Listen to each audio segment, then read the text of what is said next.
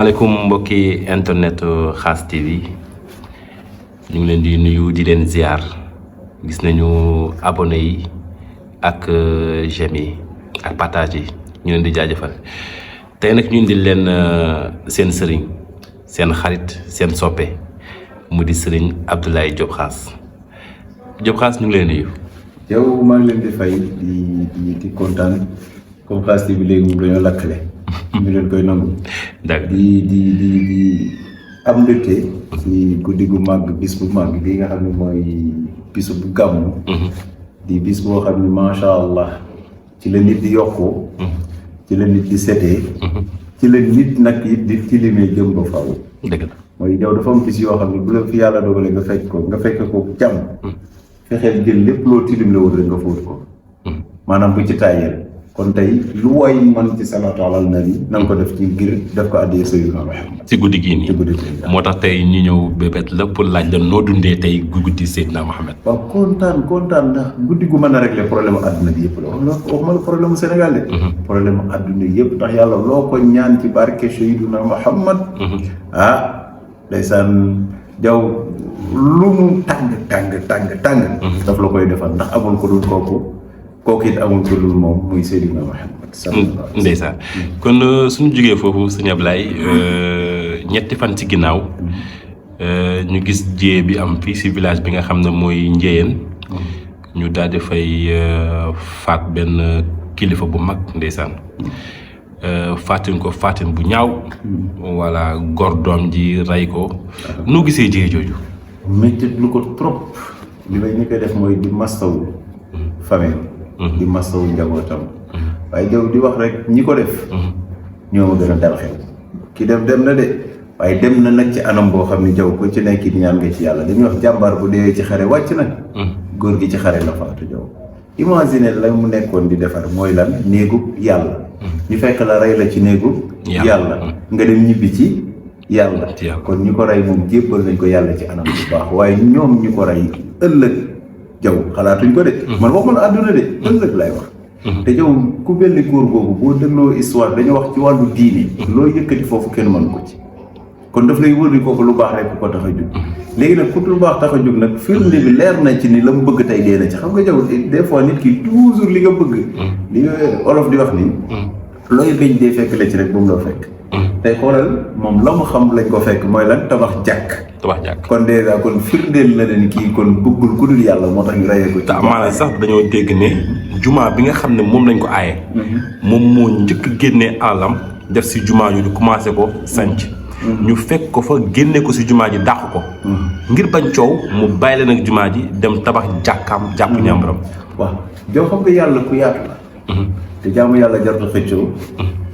ay na temps bu kii sax waaye am na lu meloon noonu ci tëngéej ji mais pour wax la rek suñu borom des fois bu la jiitalee may la yenn xol yi doon nangoo xëccoo dara lu nit di xëccoo yow sax danga koy bàyyi dem sax si leneen après nag ki xolam jeex mooy ki nga xam ne tere dali bi jàpp ni yow dog na say tànk mu gis ne yaa ngay samp beneen garab boo xam ne wóor na la ni moo door a tiim garabam du ko neex waaye lu ci mën a xew rek ñu ngi koy ñaanal mu taseeg yërmande suñu borom yàlla bu ko cat jiitu ci biir bàmmeelam ñi ko defit man sëñ bi doy na war daal yow foofu laa mën nañ. d'accord suñu jugee foofu tey ñu yeewu ak lu jaaxal askan bi mu di sa nawle sëriñ ñu ko naan sëriñ Bara Ndiaye tey ñu xëy gis benn audio bu fuité muy ŋàññi Ousmane Sonko bay dal Youssou Ndour dem ba si sa président Adama Barrow wala mu doon loo xam ne jaaxal nit ñi trop noo gisee loolu sëñ bi. ndeysaan li may njëkk a def mooy dama koy nuyu ndeysaan muy jëmm ju baax aussi jaw di xam nga jamono ay nit dafay jafe ngeen bokk mbir ne ca yàlla dogal ñu xam leen ca tey ngeen sekk lu rafet loolu lu jafe la te moom laa sekk ak moom yàlla xam na ko ak yonent bi ma ko gisee man nag Sénégal toll naa ci foo xam ne jaw du lu ma rek gis gëm loolu côté boobu mooy sama problème waaye mën naa ni bu dee dëgg bu dul dëgg lu ci mën a nekk rafetlu ma ñaari mooy ki ko génne rafetlu ma ko bu dul dëgg it ki ko créé pour def lii rafetlu ma ko xam nga lu tax ndax ñaari yëpp bu ci nekk jubluwaay yàq la rek même bu dee dëgg la ki ko génne baaxul rafetlu wu ma ko bu dul dëgg it ki ko créé pour def ko rafetlu wu ma ko waaye li ci mën a xam moom Cheikh Bara Gaynde la moom. te suñu xoolee dafa mel ni audio privé la ki mu ko doon waxal nawle sëriñam la ñu ngi naan est-ce que du kooku moo ko trahir génnee ko et cetera yooyu daal. man nag jàpp ma loolu jaw xam nga dama gis benn côté ci àdduna mooy jaw gis nga des fois nit ki. bëgg dara di ko def. wala yéene dara di ko def.